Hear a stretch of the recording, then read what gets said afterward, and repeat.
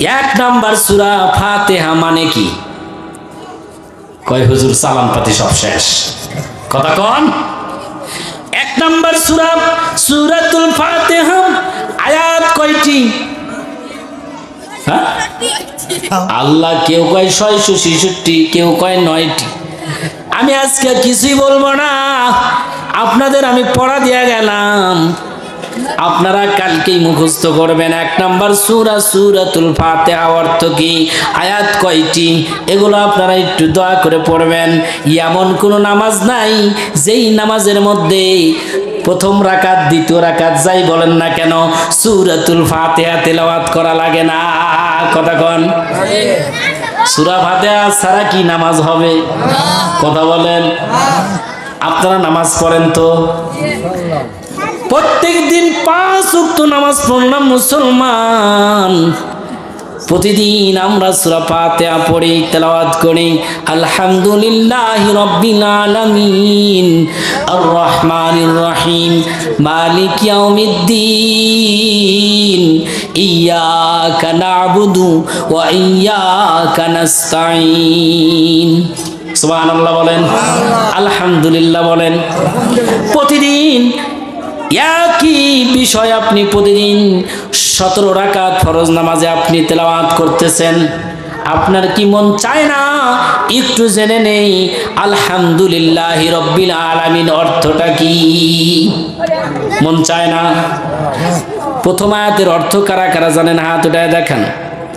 আলহামদুলিল্লাহি রাব্বিল আলামিন অর্থ কারা কারা জানেন? হাত উঠায় দেখান। একজন, দুইজন, তিনজন। আলহামদুলিল্লাহ, আমি না হাত উঠাইতে কইছি বাবা। আল্লাহু আকবার, 3জন পাওয়া গেছে, জোরে বলেন সুবহানাল্লাহ। আপনি হাত উঠাইছিলেন? ও 4জন পাওয়া গেছে, আলহামদুলিল্লাহ বলেন। এইবার গুনেন তো, আল্লাহ কোরআন শরীফের মধ্যে মাঝে মাঝেই বলেছেন খুব কম সংখ্যক লোক আছে যারা জান্নাতে যাবে। কার কথা? ইল্লা কলিলা। আল্লাহ বলেছেন বান্দা বান্দিরা শোন, খুব কম সংখ্যক লোকই আছে হলো ভালো, খুব কম সংখ্যক লোকই আছে ভালো পথে থাকবে। আল্লাহর কথা কোরআনে আপনারা কি মিল পাইছেন?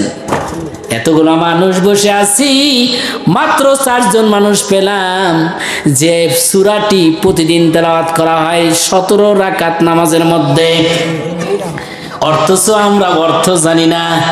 নামাজের মধ্যে কি আমার আপনার মন আসবে? আমি জানি না। আমার মায়েরা, আমার আম্মা জানেরা, আমার বোনেরা, আমার খালারা, দাদি নানিরা যারা আছো, তোমাদের কতজন পারো আমি কিন্তু জানি না, বলতে পারলাম না, যেহেতু তাদেরকে দেখা যাচ্ছে না, হাতও উঠাইতে পারলাম না। সবার জন্য আমার প্রশ্ন, যদি জাতির এই অবস্থা হয়, সমাজের এই অবস্থা হয়, তাহলে আমাদের ভাগ্যে জাহান্নাম ছাড়া কি আর কিছু জুটবে? বাইরে আমার, এই জন্য বি কেয়ারফুল, সাবধান হওয়া দরকার। 60 বছর পার করেছি, প্রতিদিন নামাজ পড়তেছি। সূরাতুল ফাতিহা 7টি আয়াত। কয়টি আয়াত? 7টি আয়াত। এই আয়াতের অর্থ জানলাম না। কিসের নামাজ? কথা কন। এই জন্য আমি আপনাদের সামনে সূরাতুল বাকারার 2 নাম্বার সূরা 28 নাম্বার আয়াত সম্পর্কে আলোচনা করব। কয় নাম্বার সূরা? 2 নাম্বার সূরা। সূরার নাম কি? সূরাতুল বাকারা। এবার একটু মনোযোগ দিয়া বলেন, বাকারা অর্থ কি?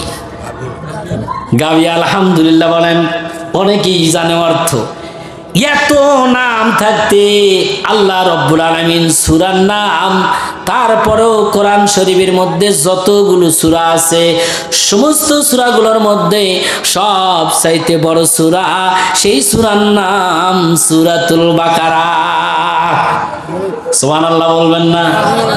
আরো আস্তে বলেন সুবহানাল্লাহ। ভাইরা আমার, এত নাম থাকতে আল্লাহ রাব্বুল আলামিন কেন বাকারা রাখলেন? কেন গাভী রাখলেন? কেন সূরার নাম সূরা গরু রাখলেন? গরুর চাইতে কি দামি আর কিছু নাই? কথা বলেন না কেন? সূরার নাম সূরাতুন নহল আছে। কি নাম? নহল মানে কি? মৌমাছি। সূরার নাম আল্লাহ রেখেছেন মৌমাছি। সূরার নাম সূরাতুন নমল আছে। নমল মানে কি? পিপিলিকা। নমল মানে পিপিলিকা। আর এত প্রাণী থাকতে সূরার নাম আল্লাহ রাখলেন সূরাতুন নমল মানে পিপিলিকা। সূরার নাম সূরাতুন নহল মানে মৌমাছি। সূরার নাম সূরাতুল বাকারা মানে গাভী। সূরার নাম সূরাতুল আনকাবুত মানে মাকড়সা। চিল্লা বলেন না সুবহানাল্লাহ। একটু অন্তর চায় না যে সূরাগুলো একটু পড়ে দেখি, অর্থ পড়ি, কেন এই নামগুলো লাগলো আল্লাহ রাব্বুল আলামিন? সূরার নাম সূরা মাকড়সা, মৌমাছি, তারপরে পিপিলিকা। আরে অন্তর যদি আপনার না চায়, কোরআনের প্রেমে যদি আপনি, মহব্বতে যদি আপনি না পড়েন, তাহলে তো আপনি কোরআন মানতে পারবেন না। কথা বলেন ঠিক কিনা? ভাইরা আমার, আল্লাহ রাসূল বলেন এই সূরাতুল বাকারা সবচেয়ে বড় সূরা কোরআন শরীফের মধ্যে। কোরআন শরীফের মধ্যে সবচেয়ে বড় একটা আয়াত আছে। আয়াতের নাম কেউ বলতে পারেন নাকি? 114টি সূরা, 6666টি আয়াত। এতগুলো আয়াতের মধ্যে সবচাইতে বড় একটা আয়াত আছে। আয়াত কি নাম কেউ বলতে পারেন? কেউ পারেন না? আহারে কেউ নাই। আল্লাহ আমাদের মাফ করে দাও। সে আয়াতটা সূরাতুল বাকারার মধ্যে। জোরে বলেন না সুবহানাল্লাহ। সে আয়াত ওই সূরার মধ্যেই আছে। আয়াত নাম্বার বলে দেব। সবচেয়ে বড় আয়াত আপনারা পড়বেন তো, মুখস্থ করবেন। সবচেয়ে বড় আয়াত কোরআন শরীফের মধ্যে সূরাতুল বাকারায় আছে। আয়াত সংখ্যা হলো 255 নম্বর আয়াত। কয় নম্বর আয়াত? 255 নম্বর আয়াত। আর সূরা বাকারায় আয়াত আছে কয়টি? 286টি। আমার ভাইরা, এমন একটা আয়াত আল্লাহ বড় আয়াত দিয়েছেন। মানুষের যদি ভূতে ধরে আর জিনের আসর লাগে, ও আয়াত দিয়েই চিকিৎসা করা লাগে। এখন কি আয়াত মনে পড়ছে? হ্যাঁ, কি আয়াত? সুবহানাল্লাহ বলেন। দেখছেন আয়াত ঠিকই চেনে। আয়াতের নাম আয়াতুল কুরসি। আল্লাহু লা ইলাহা ইল্লা হুয়াল হাইয়ুল কাইয়্যুম লা তাখুযুহু সিনাতুন ওয়ালা নাওম। আরো আস্তে বলেন আল্লাহু আকবার। টাকা লাগবে, পয়সা লাগবে, আরো আস্তে বলেন। বুঝতেছেন না নাকি আমার কথা? জোরে বলা যাবে না? জোরে বলেন আল্লাহু আকবার। খারাপ লাগতেছে? আমি কি পুরাতন কথা বলতেছি না নতুন কথা? নতুন কথা। মুসলমানেরা, কোরআন সম্পর্কে যদি জ্ঞান না থাকে, কেমনে আপনি আল্লাহর কাছে জবাব দিবেন? যখন মানুষ মারা যাবে রে, মারা যাওয়ার পর যখন আপনার কাছে মুনকার নাকির আসবে, সল জব করবে, মান রাব্বুকা মান দীনুকা মান নাবিয়ুকা, তোমার রবকে, তোমার নবীকে, তোমার দিন কি? যখন আপনি উত্তর দিতে পারবেন না, আরে আপনি যখন চলে যাবেন, কিছু উত্তর দিলেন, কিছু উত্তর দিতে পারলেন না, কবরের মধ্যে আপনি আছেন। আল্লাহর পক্ষ থেকে আযাবের ফেরেশতা আল্লাহ পাঠায়া দেবে।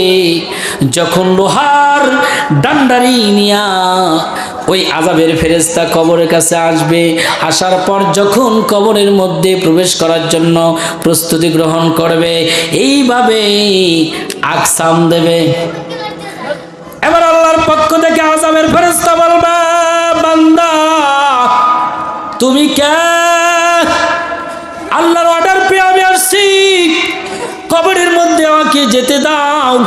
এই ব্যক্তির উপর আযাব অর্ডার হয়ে গেছে, আমি আযাব দেব, আমার রাস্তা ছেড়ে দাও, রাস্তা ছেড়ে দাও।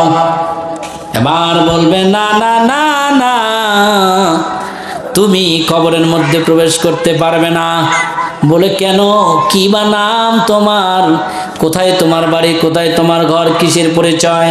তোমারে তো আমি চিনলাম না। আরে আযাবের ফেরেশতা শোনো, আমারে তুমি চিনবা না, আমি হলাম কোরআন শরীফ। আল্লাহর এই বান্দা কবরে ঘুমায় আছে, প্রতিদিন সকালবেলা কোরআন তেলাওয়াত করে আমার চুমো খাইতো, আবার বিকালবেলা কোরআন পড়ে চুমো খাইতো, নামাজ কালাম পড়তো, যেখানে যেত কোরআনের কথা বলতো। আমি কোরআন থাকতেই আযাবের ফেরেশতা তুমি কবরে প্রবেশ করতে পারবে না, পারবে না। চিল্লা বলেন না সুবহানাল্লাহ। এই জন্য কোরআন জানা দরকার আছে না নাই? আমার ভাইরা, কোরআন শরীফের মধ্যে সবচেয়ে বড় আয়াতের নাম কি? আয়াতুল কুরসি। এই আয়াত দিয়েই ভূত দূর করতে হয়, জেন তাড়াইতে হয়। জীবনের প্রথম আমি লজিং ছিলাম হলো চামটিপাড়া, নাম শুনছেন, বাগপিয়ারির কাছে, নরপাড়ার কাছে।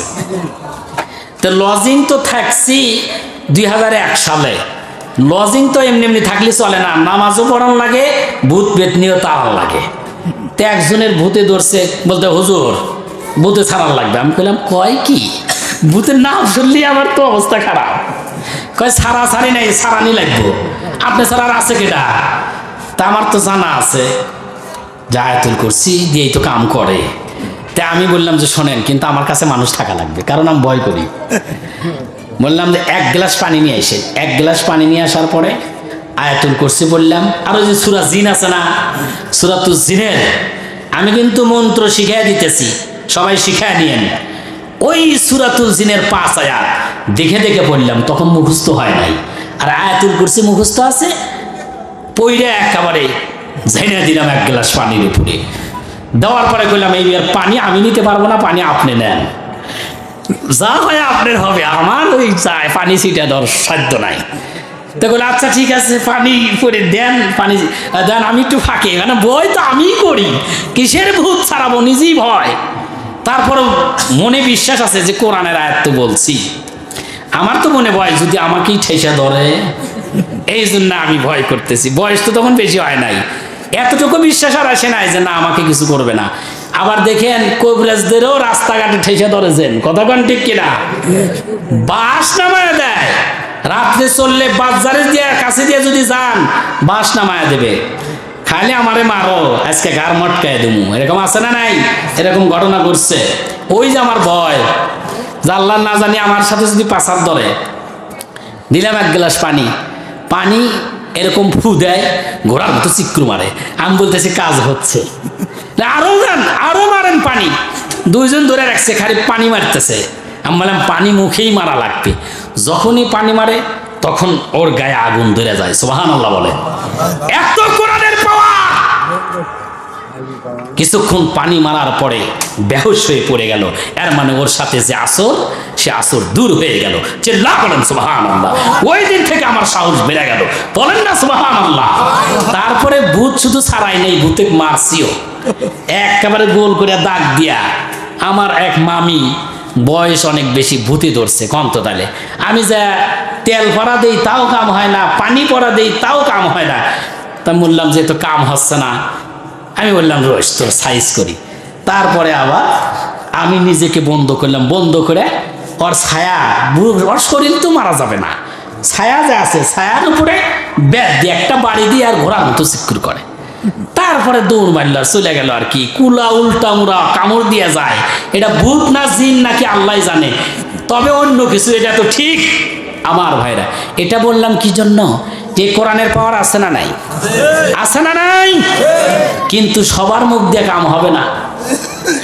সুদের টাকাও পেটের মধ্যে, ঘুষের টাকাও পেটের মধ্যে। আপনার আজীবন চিন্তা শুধু কেমনে আপনি মেরে মেরে খাবেন আর বড় লোক হবেন, এরকম মানুষ আছে না নাই? আপনাদের এলাকা নাই, কিন্তু আমাদের এলাকায় এরকম মানুষের অভাব নাই। আইল ছিল লম্বা স্ট্রেট কাট, হে আইল বাঁকা হয়ে গেছে। কেরে বারে আমার আইল তো সোজা, মনে করেন আমারই জমি, আমি তো খোঁজ কম নেই। কত বছর দেখে গেলাম আইল সোজা, এবার বাঁকা কে? কয় হুজুর চোখে কম দেখেন আপনি। আসলে কি কম দেখছি আমি? আইল যে একটা সাইজ করছে, যখন খেতে পানি দিছে, এটা কি আমি বুঝি না? তাহলে তার মুখ দিয়ে বিসমিল্লাহ যদি 100 বারও পড়ে, কাজ হবে? কাজ হবে? একটু জেকের করেন লা ইলাহা ইল্লাল্লাহ।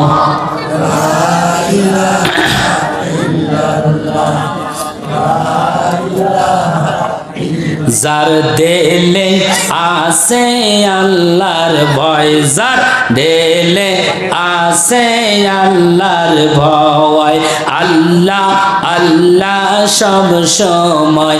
আমার আহার নিদিরা ভালো লাগে না, আমার আহার নিদিরা ভালো লাগে না, ভালো লাগে শুধু আল্লাহ তাআলা। লা ইলাহা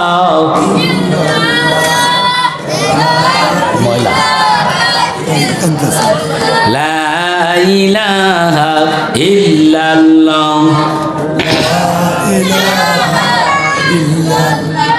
সাগরের উর্মি মালা, জোরে বলেন মারহাবা। সাগরের উর্মি মালা করেছে দেখো আল্লাহ তাআলার সাথে প্রেমের খেলা। লা ইলাহা জোরে লা ইলাহা লা ইলাহা ইল্লাল্লাহু মুহাম্মাদুর রাসূলুল্লাহ সাল্লাল্লাহু আলাইহি ওয়াসাল্লাম। সম্মানিত হাজিরিন, এই সূরাতুল বাকারার 28 নম্বর আয়াত আর একটা ফজিলত বলবো বলে আমি মূল তাফসিরে চলে যাব। আল্লাহ রাসূল বলেন, এই বাকারা, সূরাতুল বাকারা মধ্যে এমন কিছু আয়াত আছে যে আয়াত 3 বার পড়ে যদি কোনো পাগলের মাথায় ফু দেয় ওই পাগল ভালো হয়ে যাবে। জোরে বলেন না সুবহানাল্লাহ। এটা আপনাদের বিশ্বাস হয় না? কিন্তু আসলে কে ফু দেবে এরকম মানুষ খুঁজে পাই না। কথা বলেন ঠিক কিনা? রাসূলের কথা তো মিথ্যা হওয়ার কথা না। এই মানুষ কথা বলেন সত্য কিনা? আসল মানুষ আসলে দরকার। সেই মানুষের জবান দিয়া যদি 3 বার এই ঝাড় ফুঁক করে তাহলে সে পাগল ভালো হয়ে যাবে। বলেন না সুবহানাল্লাহ। ওমর রাদিয়াল্লাহু তাআলার নাম শুনছেন? বাদশা সম্রাট হিরাক্লিয়াসের নাম শুনছেন? কি ভাই এগুলা কি কি আশ্চর্য! এগুলো নিয়ে ঘুম পাড়ান আর না এখান থেকে সরাইয়া দেন, ডিস্টার্ব হচ্ছে। কোরআনের মাহফিল, আমি কি কোরআনের বাইরে কিছু বলতেছি? কোরআনের মাহফিল, এখানে আওয়াজ করাই যাবে না। চাচা মেয়ে উঠেন না, আপনি হলো মজার চাচা, বসেন। আবার কয় কি দেখো তো, তাও ভালো। এক মাহফিলে একজন দাঁড়ায় গেছে, দাঁড়া বলতেছে হুজুর আমি 3 নম্বরে যাব। আমি বললাম মাদ্রাসা পড়ছি ছোটবেলা থেকে, 1 নাম্বার বুঝি পেশাব করতে যাওয়া, 2 নাম্বারও বুঝি কোথায় যাওয়া, টয়লেটে যাওয়া, 3 নাম্বার তো বুঝি না বাবা। ভাই 3 নাম্বার কি? কয় হুজুর বিড়ি খামো। আমি বললাম বাপ রে বাপ, এইরকম শয়তানের বড় ভাই। তো চাচা নিয়ে যে কইছে পেশাব করবে যাবো, তাও ভালো। কথা কোন ঠিক কিনা? আমার ভাইয়েরা, এই জন্যে আপনার সম্রাট হিরাক্লিয়াস ওনার সবসময় মাথা ব্যথা করে। আমার দিকে মনোযোগ দেন। কি দেখতেছেন ওই দিক? আমার দিকে মনোযোগ দেন। নাম কি বাদশার? এই জন্য মন আপনাদের অন্যদিক চলে গিয়েছিল। বাচ্চার নাম সম্রাট হিরাক্লিয়াস। সব সময় মাথা ব্যথা করে। কি ব্যথা করে? সব সময় মাথা ব্যথা করে। কিন্তু খ্রিস্টান মানুষ রোগের চিকিৎসা পায় না। অর্ধজাহানের খলিফা আমিরুল মুমিনিন খোলাফায়ে রাশিদিনের 2য় খলিফা ওমর, ওমরের কাছে চিঠি লিখলেন, ওমর আমি সম্রাট হিরাক্লিয়াসের মাথা ব্যথা সারে না, সব সময় মাথা ব্যথা করে। বলেন তো মাথা ব্যথা রোগটা ছোট না বড়? বড় রোগ। মাথা যখন, হেড অফিস যখন ব্যথা করে আর কোনো কাজে মন বসে না। কথা কোন ঠিক কিনা? চিঠি লিখেছে, চিঠি ওমর পড়েছে আর একটা টুপি উপহার দিয়েছেন। সুবহানাল্লাহ বলেন। সম্রাট হিরাক্লিয়াস বলতেছে, কে রে, কি মুসলমান বানাবে নাকি আমারে কি বানাবে? টুপিকে আমাকে দেয়। ওমর বলেছেন, সম্রাট হিরাক্লিয়াস তোমাকে টুপিটা পরতে হবে, তোমার মাথা ব্যথা ভালো হয়ে যাবে। সম্রাট হিরাক্লিয়াস যখন টুপি পরে তখন সঙ্গে সঙ্গে মাথা ব্যথা ভালো হয়ে যায়। আরো আসতে বলেন সুবহানাল্লাহ। আবার টুপি যখন খুলে তখন মাথা ব্যথা আবার শুরু হয়ে যায়। একদিন যায়, 2 দিন যায়, এভাবে প্র্যাকটিস করতে করতে তার মনে উদয় হলো ঘটনাটা কি, টুপি খুলি মাথা ব্যথা শুরু হয়ে যায়, আর টুপি মাথায় দেই আবার মাথা ব্যথা সেরে যায়। আমার গোলাম কারা আছো, টুপিটা এবার একটু ছিঁড়ে দেখো তো, ছিঁড়ো টুপিটা ছিঁড়ে দেখো। আমিরুল মুমিনিন খোলাফায়ে রাশিদিনের দ্বিতীয় খলিফা টুপির মধ্যে কি ওষুধ দিয়েছে, যার কারণে টুপি মাথায় দিলে মাথা ব্যথা ভালো হয়ে যায়, আর টুপি খুললে আমার মাথা ব্যথা আবার শুরু হয়ে যায়। খোলো টুপি। টুপি খুললেন, টুপি খুলে দেখলেন ওই টুপির কাপড়ের মধ্যে লেখা আছে। একটু মনোযোগ দিয়ে শোনেন। টুপি খুললেন, টুপি খোলার পরে টুপির মধ্যে দেখলেন কাপড়ের সাথে লেখা আছে বিসমিল্লাহির রহমানির রহিম। সুবহানাল্লাহ বলেন। কি লেখা আছে? আয়াতের দাম আছে না নাই? এবার গম্বর ফাঁস আমিরুল মুমিনিনের ওষুধের কথা জেনে গেলেন। বাইরা আমার, এই জন্যে গোটা পৃথিবীর ডাক্তার যখন আপনার শেষ হয়ে যাবে তখন আপনার কোরআনের চিকিৎসা আপনার জন্য শুরু হয়ে যাবে। আল্লাহ কোরআনে বলেছেন ওয়ানুনাজ্জিলু মিনাল কুরআন মা হুয়া শিফাউ ওয়া রাহমাতুল লিল মুমিনিন। আল্লাহ বলেছেন বান্দারে, ও বান্দা বান্দিরা শোনো, কোরআনটা আমি নাজিল করেছি। ওয়ানুনাজ্জিলু মিনাল কোরআন, আমি কোরআন নাজিল করেছি মা হুয়া শিফা, রোগ মুক্তির জন্য। সুবহানাল্লাহ বলেন। রহমাতুল লিল মুমিনিন, আর মুমিনদের জন্য রহমত স্বরূপ। আল্লাহ কোরআনের অন্য জায়গায় বলেছেন কুল হুয়া লিল্লাযিনা আমানু হুদাও ওয়া শিফা। আর আসতে বলেন আল্লাহু আকবার। শিফা মানে কি? শিফা মানে কি? মুক্তি। কিসের থেকে? রোগ থেকে। এই জন্য সূরা ফাতিহার নাম 7টি। কয়টি নাম? সূরা 1 নাম্বার সূরা ফাতিহার নাম 7টি। 7 নামের মধ্যে 1 নাম্বার নাম হলো সূরাতুশ শিফা। আল্লাহ রাসূল বলেন এই সূরা ফজর নামাজ পড়ার পর যদি একবার না 41 বার পরে কেউ যদি 1 গ্লাস পানিতে ফু দেয়, আর যে রোগ হয়েছে ওই রোগের নিয়াত করে খাওয়ায় দেয়, আল্লাহর কসম করে বলি আল্লাহর বান্দা বান্দিরা, ওই ব্যক্তির রোগ আর থাকবে না, ভালো হয়ে যাবে। ডাক্তার লাগবে, এমবিবিএস, বিশ্বাস আগে নিয়ে আসেন, দেখেন কাজ হয় কিনা। চিল্লা বলেন সুবহানাল্লাহ। আল্লাহ বলেছেন কুল হুয়া লিল্লাযিনা আমানু হুদা ওয়া শিফা, আমি কোরআন তোমাদের জন্য দিয়েছি রোগ মুক্তির জন্য। চিল্লা বলেন সুবহানাল্লাহ। আর তোমাদের পাতলা পায়খানা হইতে দেরি, কিন্তু তোমার ডাক্তারের কাছে দেরি নাই।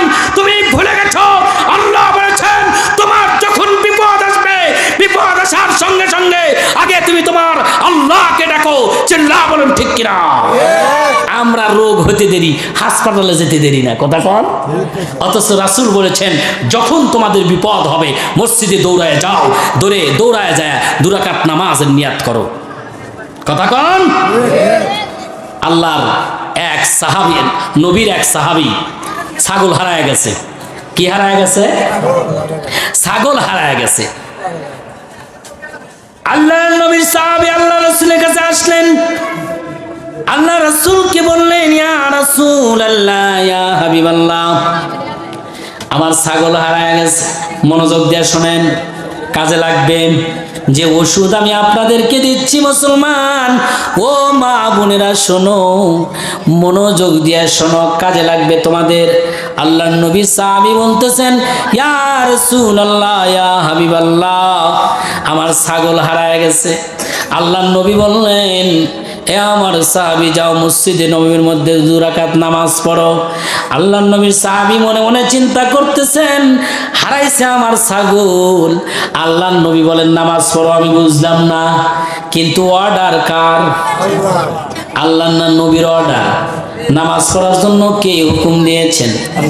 আল্লাহর নবী হুকুম দিয়েছেন, এ আমার সাহাবী, মসজিদের মধ্যে 2 রাকাত নামাজ পড়ো। আল্লাহর নবীর সাহাবী আল্লাহু আকবার বলে 2 রাকাত নামাজের নিয়াত করে নামাজ পড়তেছে।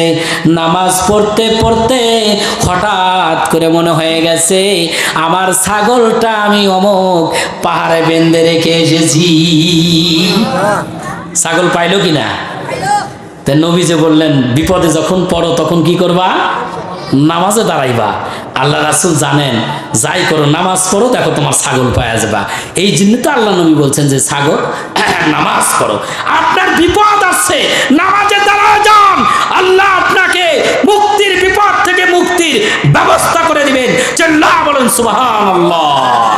রাজি আছেন বিপদে পড়লে নামাজ পড়তে? রাজি আছেন? এই আল্লাহর বান্দারা কারা কারা রাজি আছেন? 2 হাত উঠে দেখান। নারায়ে তাকবীর, নারায়ে তাকবীর। আল কোরআনের আলো, আল হাদিসের আলো, নারায়ে তাকবীর। হাত নামান। রাত বাজে 1:45।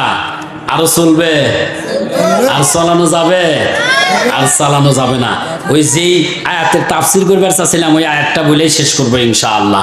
এইবার আসেন ওই আয়াতটা তেলাওয়াত করি। আল্লাহ বলেছেন সূরাতুল বাকারার একটু দরুদ পড়েন। আল্লাহ